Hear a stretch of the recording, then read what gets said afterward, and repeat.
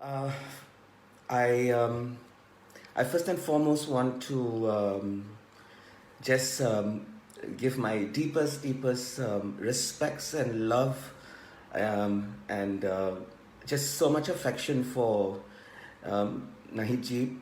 Um, we've grown up with her artistry. We've been inspired. She's such a yeah, the best way I can describe it is that I want to grow up to be like her.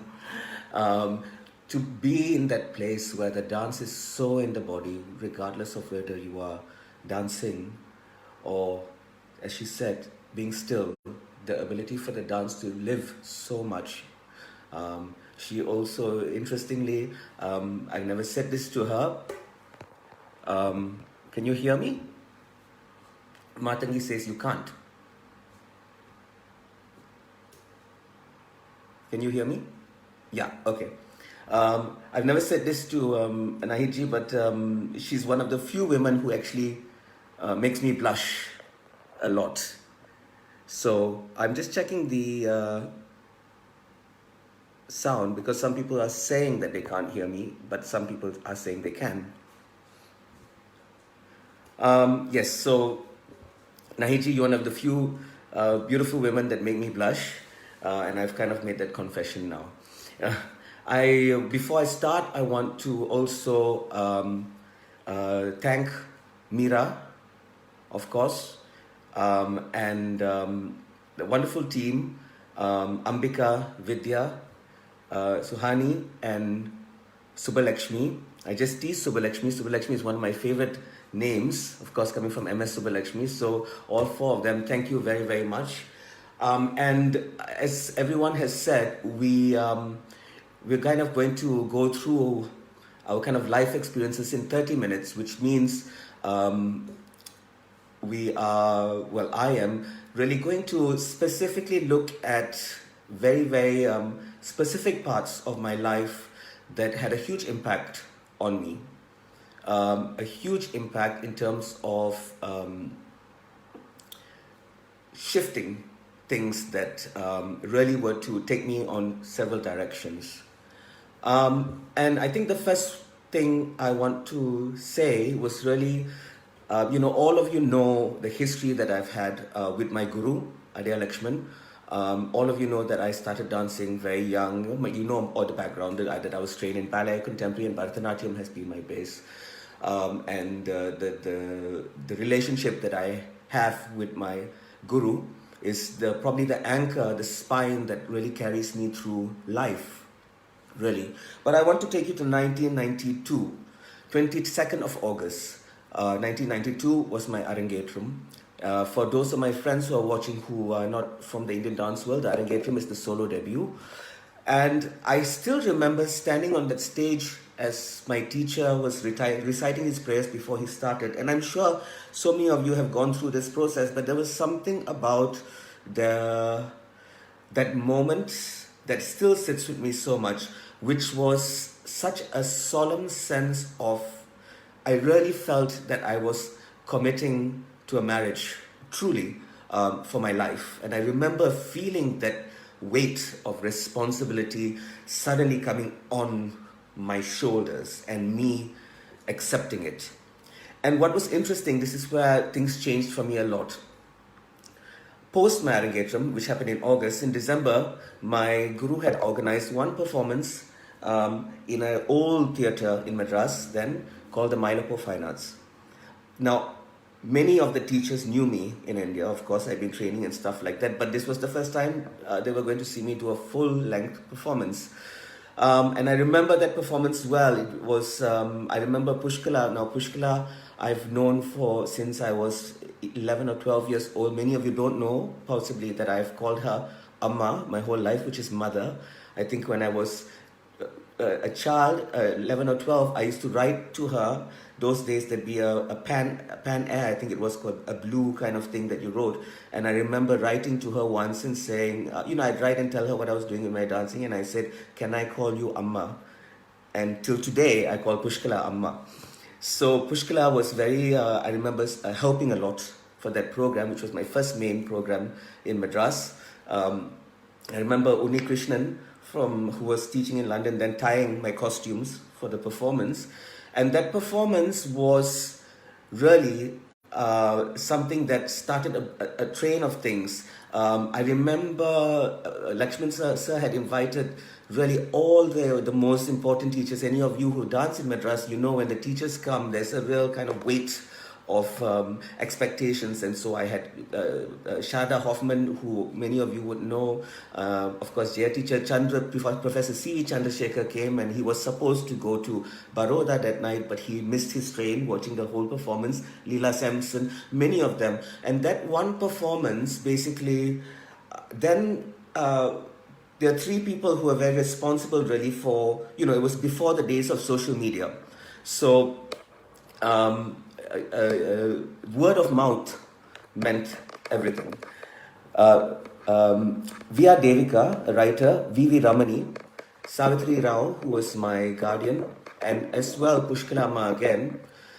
From that one performance, suddenly word of mouth just spread through. And that one performance led to another performance, and then my teacher managed to ask Mr.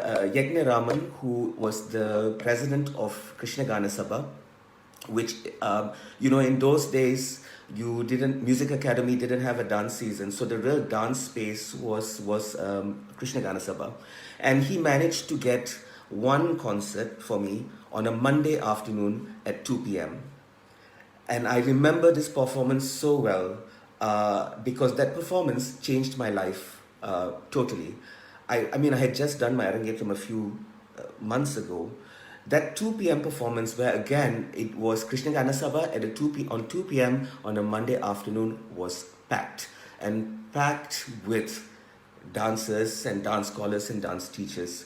And in that performance was the performance where Mr. Yagne Raman, after the performance, walked up on the stage, and he said that MAVIN KHOO, this young man, has to open the season of the music and dance season at Krishna Gana Sabha the following year. It was a very different time. So, the Music and Dance Festival now in Chennai is massive. In those days, really Krishna Gana Sabha was really the hub, which means the inauguration of it really centered around Krishna Gana Sabha, and then it would kind of, spill over. December 15th, I remember so clearly. Another thing that happened from that 2 p.m. performance was a photojournalist called S. Anwar had taken a photograph of me in performance, and he had written in the Times of India a small article about me, and that article again was to really change my life. But he said something, so he put a paraphrase. The heading was Chinese Magic. And I remember I was quite thrilled by such a fantastic statement. And I remember my guru not being very happy. Lakshman sir was not happy about it.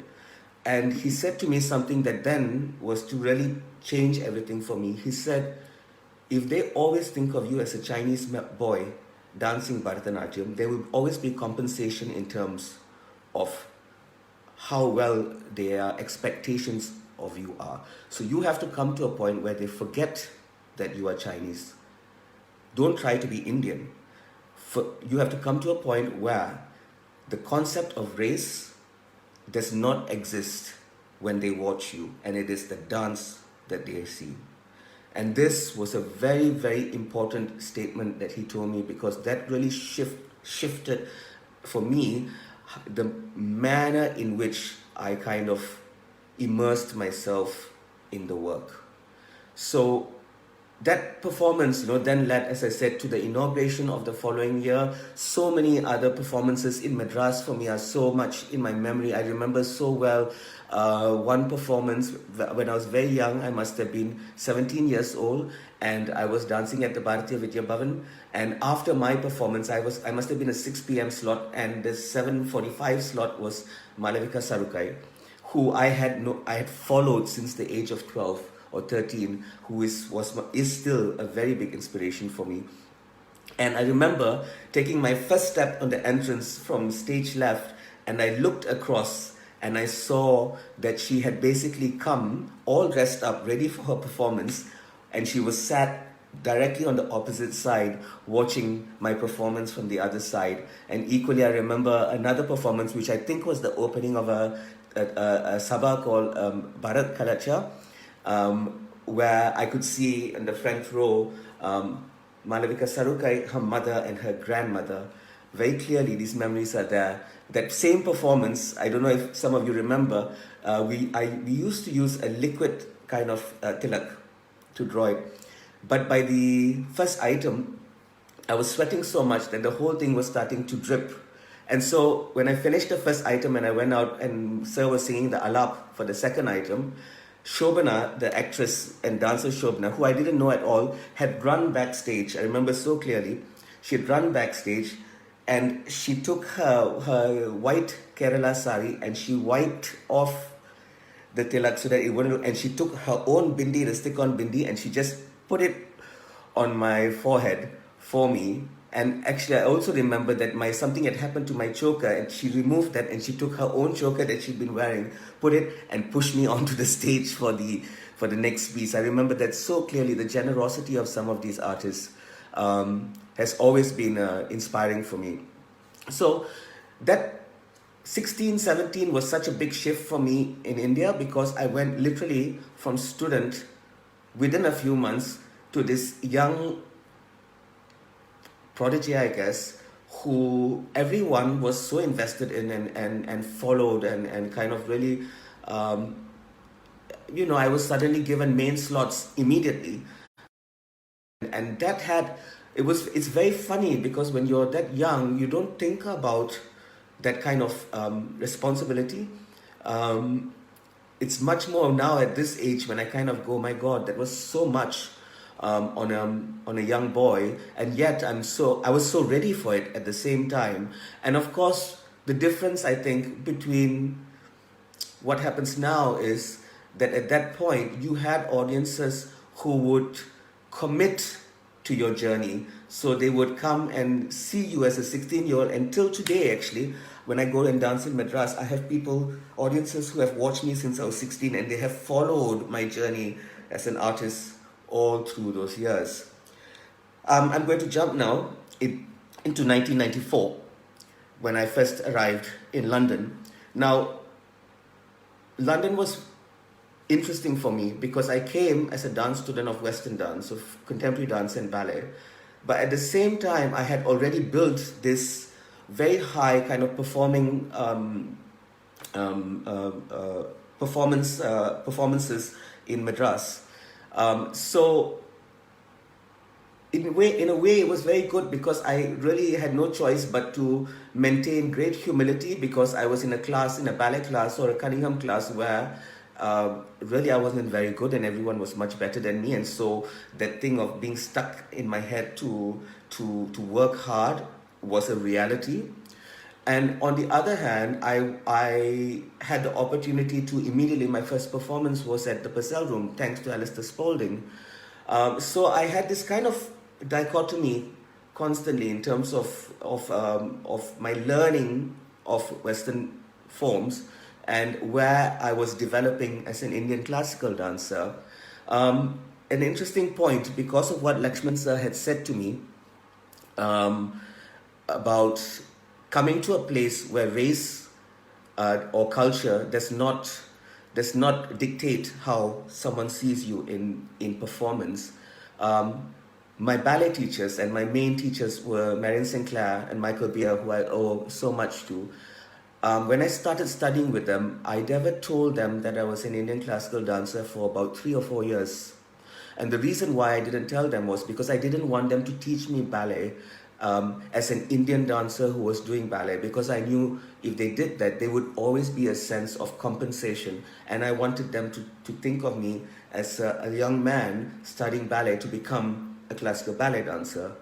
And that was very important, I think, and it really kind of ensured a kind of clarity in terms of how much I wanted to study and how I wanted to study and how they taught me as well. London in the 90s was a very interesting time. I'm sure some of you will remember. There was a lot of performances, of classical performances going on. In fact, the day I landed in London, I saw a full-length performance at the South Bank, Queen Elizabeth Hall, of Leela Sampson. I remember also watching Malavika Sarukai, of course, many times, Alamel Valli, and these, I have to say, the Bhavan, Jay Vishwadeva, I think he's probably watching, Shireen Izal, they was so instrumental in bringing wonderful, great artists, classical artists, to London, and there was a great classical audience as well. So it was a wonderful place to really watch performances and still learn, and still be inspired. I also was very fortunate, I guess, because in London I was able to embrace and be held by the Madras side of me.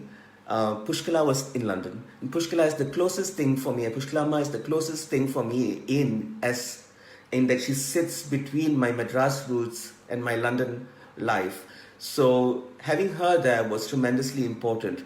I also had the great benefit of having in London and working with them eventually. My three dear sisters, Stella Opal, Vidya Tirunarayanan, and Meera Gokul, because they carried with them my whole connection to Kalakshetra. As a child, a very quick note, Lakshman sir used to take me to watch the Kalakshetra productions if Stella was dancing. So having them in London was tremendously important because it sustained for me a grip in terms of my anchor of who I was. At the same time, also, I have to say that having the possibility to watch artists like Malavika Sarukai and Alamel Valli and Leela Ka, Madhavi Mudgal, so often, it gave me the confidence as a classical Indian dancer, not in India, to maintain the integrity of my classicism by doing solo classical work. Because what they did was they performed beyond the community. They really performed in where mainstream audiences were. I remember seeing billboards in outside Theatre de la Ville of Malavika Sarukai. And so what they gave a young dancer who was trained in Madras was the confidence to still do exactly what I would dance in Madras in London. And so I did, because we were very lucky at South Bank at that point that Alistair Spalding was the artistic director, and so he gave me my first opportunity to do a full-length solo at the Purcell Room, and this became a regular season that eventually, I think, by a few years later, I remember doing a season of solo work for 5 nights, which was sold out. I don't think we would have that now anymore, unfortunately. So I was very lucky in that way. He also, of course, encouraged me to work outside of the industry of Indian dance, South Asian dance. So he put me in touch with Wayne McGregor. I was a young boy. I was like 18 or 19 when I had the opportunity to dance with Wayne in a duet as a contemporary dancer, not as an Indian dancer. A duet that we toured for a while.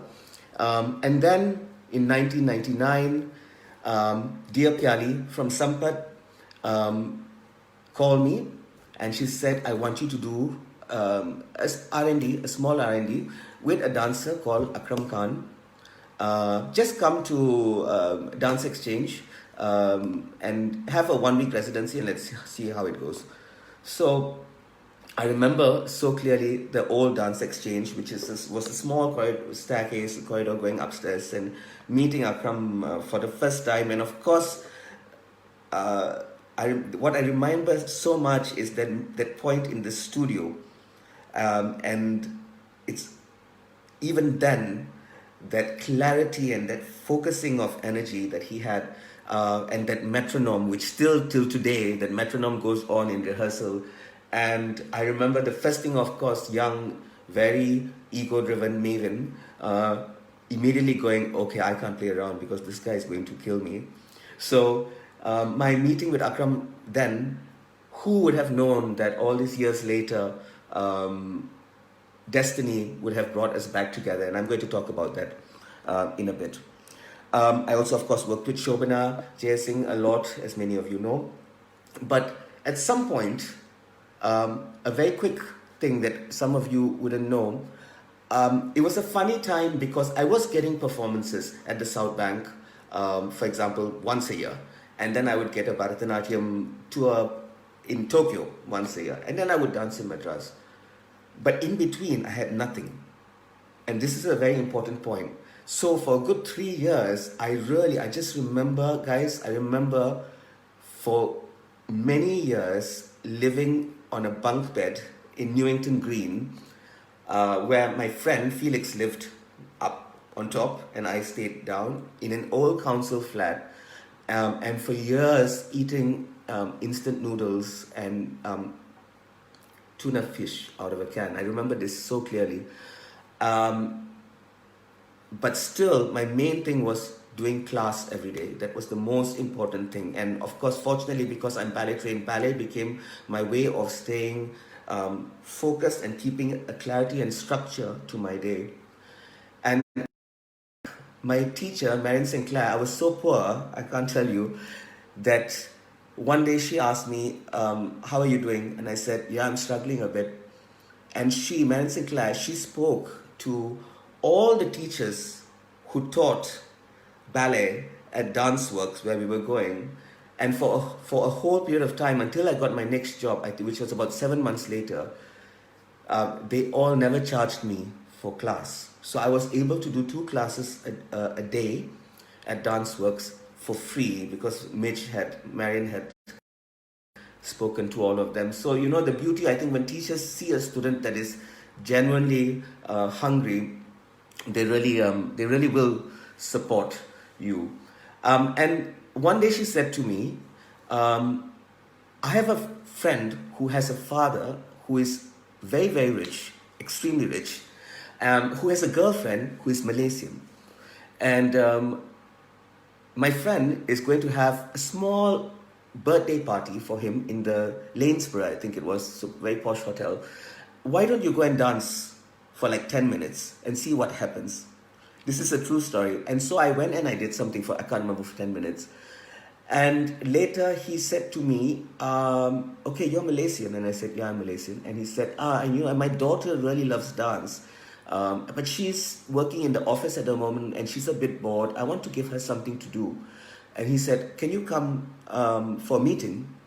So I said, okay, I'm not sure what he meant. And so I went for this meeting and he said to me, right, what do you want a dance company? And I went, yeah, okay. And so he set up basically with another ex-fellow ballet dancer who happened to be working in that same engineering company. That engineering company basically housed several ex-ballet dancers who had stopped dancing and didn't have work. And because this man's daughter loved dance, they all ended up there in the reception. Very surreal.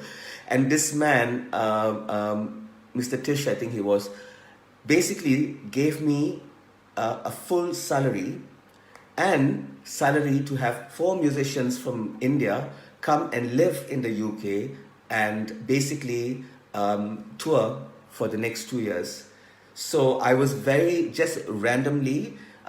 lucky to have basically the support of an engineering company. This is so bizarre, that allowed me to have my musicians with me, and we toured the UK literally doing solo work and therefore building my solo experience for over 2 years. I mean, that's again just something that will never happen again, I don't think.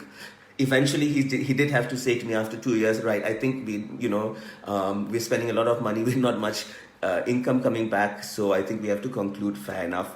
And so that's when I started a MAVIN KHOO dance, right, which toured a lot. But the problem with MAVIN KHOO dance, and I will tell young dancers this, is that I have always been a dancer, and I'm a dancer who loves to dance. At the time, I had nothing to say as a choreographer at all. So being made to create work with really nothing to say was a problem, right? And so as we toured a lot, because we ticked unfortunately, or fortunately for other people, a lot of boxes. Um,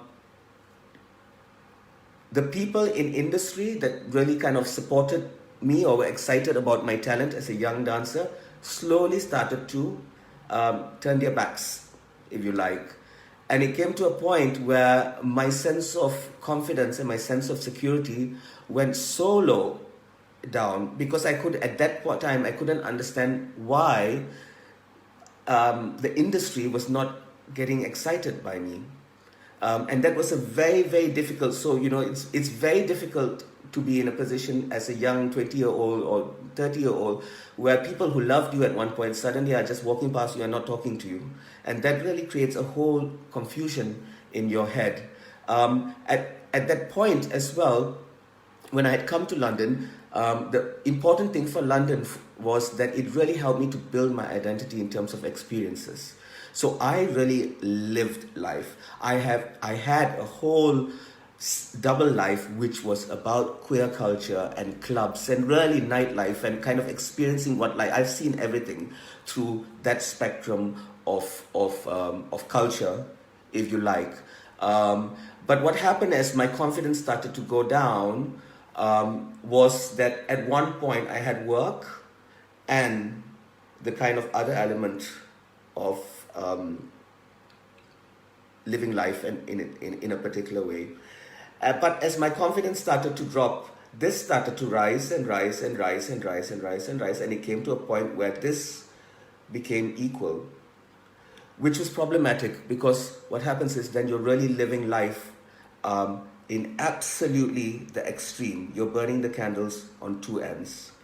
And at some point, something has to go. So in 2006, it would have been, this was going and just very much here. I had huge amount of debt because I never learned how to save money. And also I had some issues in terms of my visas. And so everything went crashing down when I had to leave London and go back to Malaysia.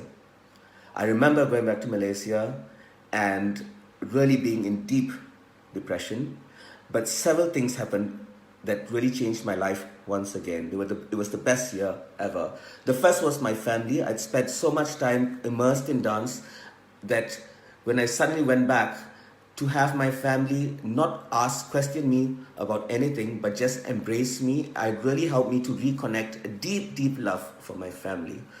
The second was my guru, because when I went back to Malaysia, I never realized actually how well known I was until that happened, because the day I arrived in Malaysia, I had numerous amount of phone calls asking me or telling me about so many different versions that had gone around the world in terms of why I had to leave London. Many of them very true, and some of them rather cruel, I have to say, and I know who said them.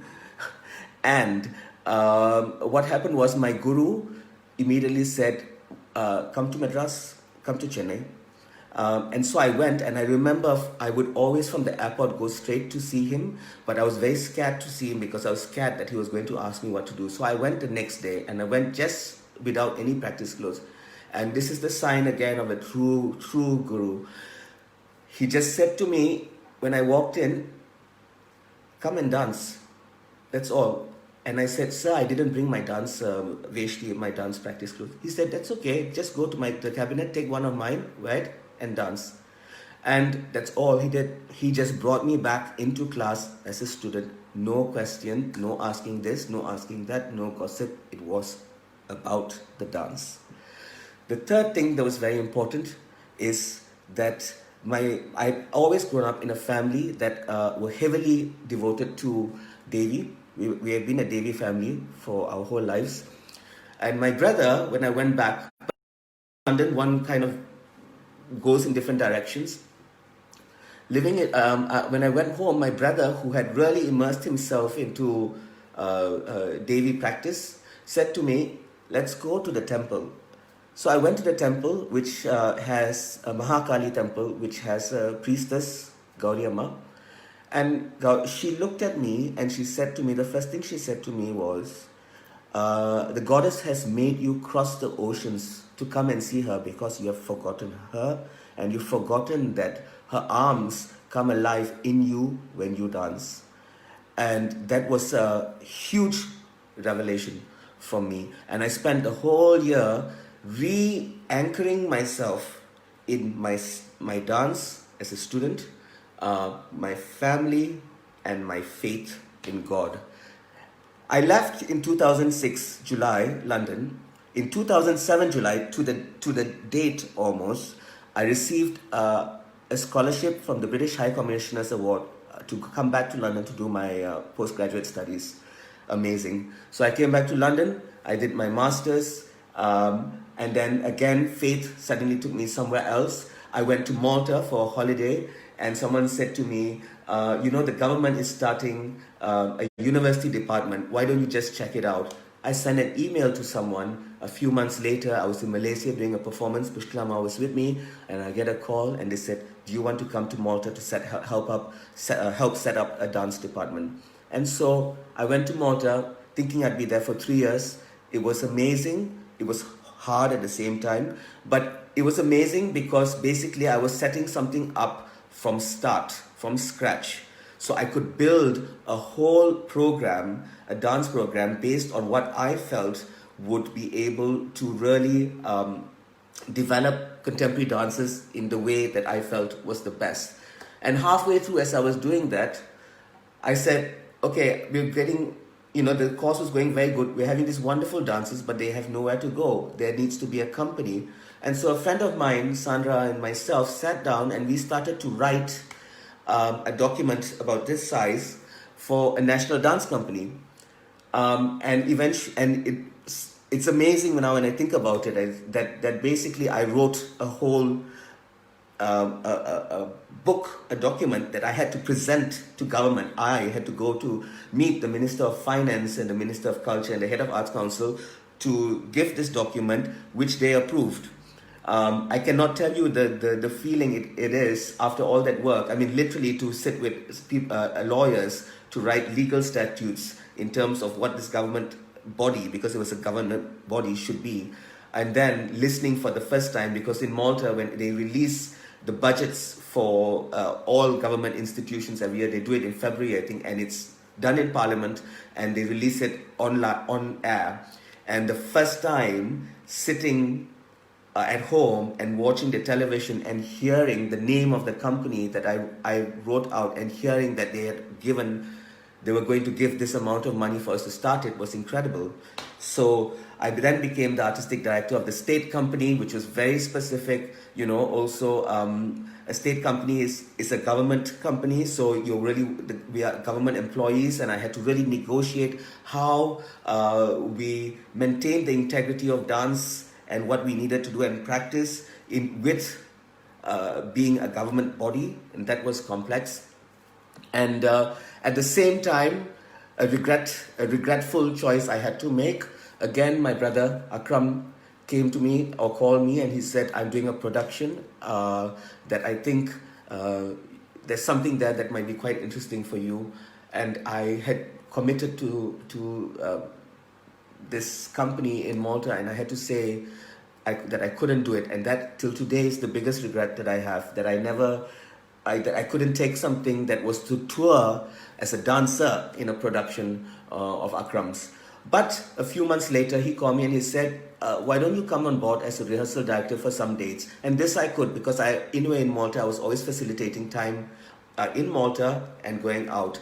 So I started going in as a rehearsal director for Akram's company, and this again changed my life so much, because suddenly I found that I was in a space with a director who understood the cultural values that was so embedded in me and how I needed to serve my dance. And his dances were equally so open to receive it in that particular way.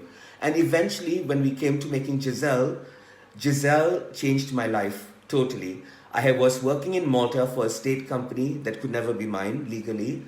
In the summer break, I went to work with Akram on Giselle, and being in that process, and then working again with Tamara Rojo and Alina Kojakaru, who really for me defined real humility, in the sense that sometimes we confuse humility with fake modesty, if you like.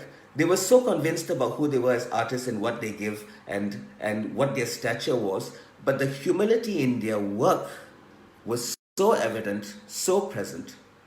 And it really taught me so much about where one channels this concept of humility. You know, I think sometimes so much young dancers, again, don't waste your time being humble to the whole world or to the industry people. Let it focus into your dance, and that will speak, and the people who respect that will come to you. Don't try to touch everyone. So, working with Giselle, with Akram, basically convinced me that I needed to be with him all the time. So I went back to Malta. I said that I would not renew my contract there. And since then, as I said, one of the greatest gifts for me is how destiny brought us back.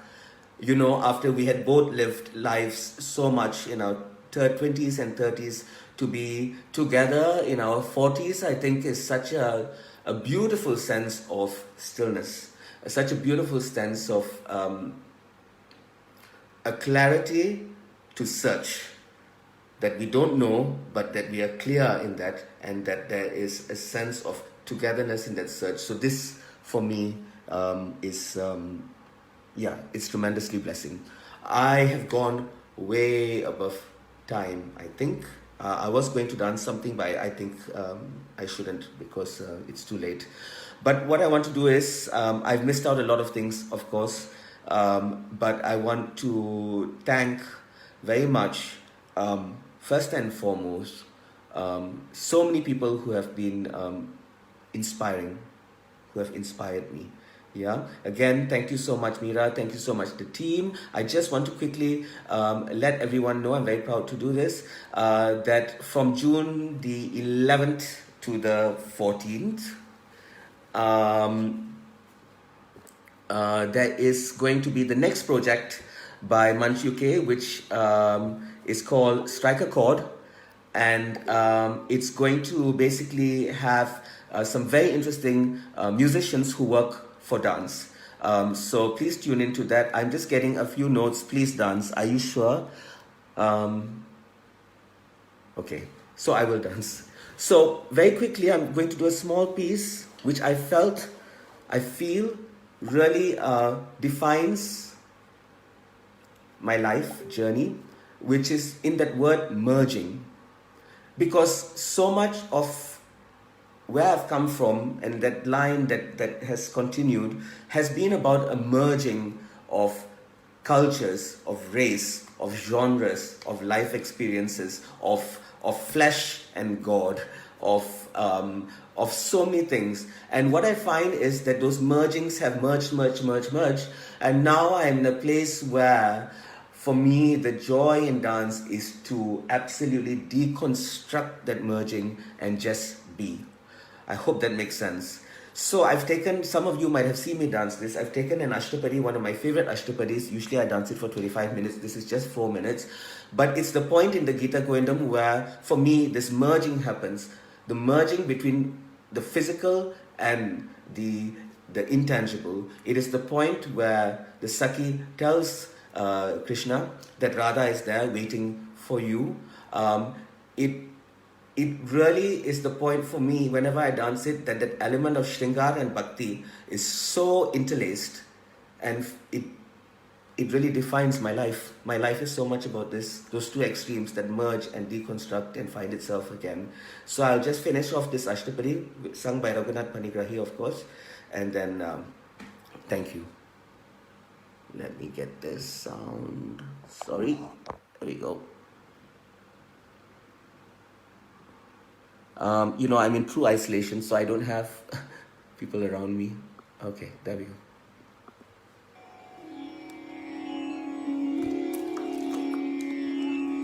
Nath Hare Jagannath Hare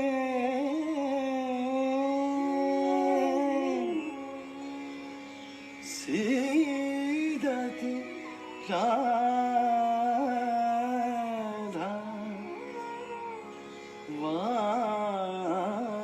गृहे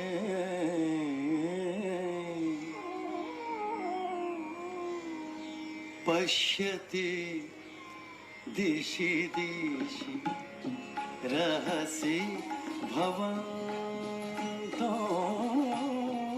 पश्यति दिशि दिशि रहसि भवन्तं त्वदधार मधुर मधुरि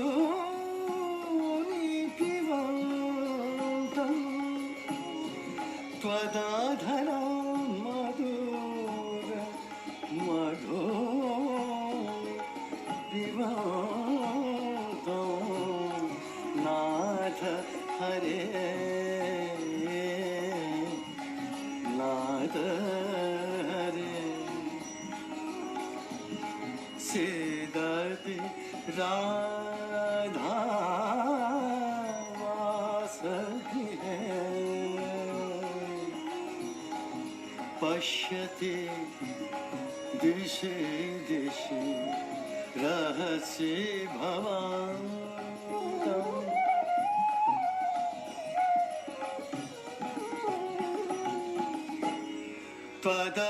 त्वदभिशरण रभसे नवति पतति पदाय कियत् चलति नाथ हरे जगन्नाथ हरे जगन्नाथ हरे जगन्नाथ हरे सीदति राधा वासगृहे पश्यति दिशि दिशि रहसि भवन्तं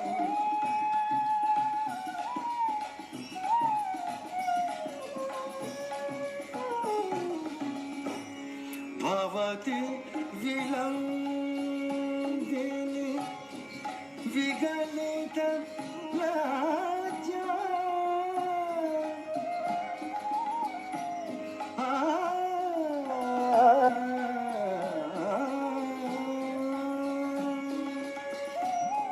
भवति विलम्बिनि विगलित लाज्या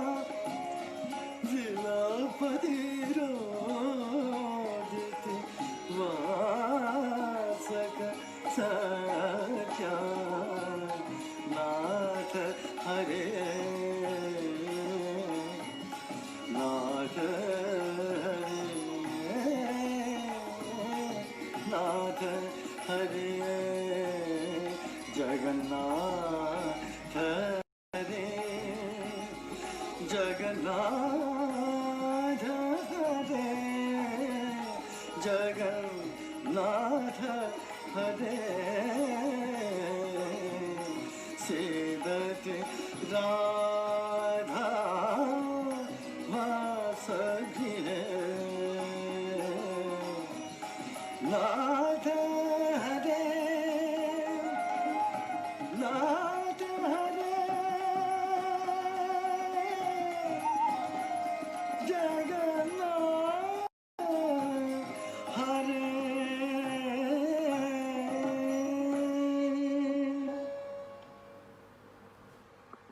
Thank you, everyone. I hope that was okay. And as I said, yeah, the next project from June 11th to the 14th.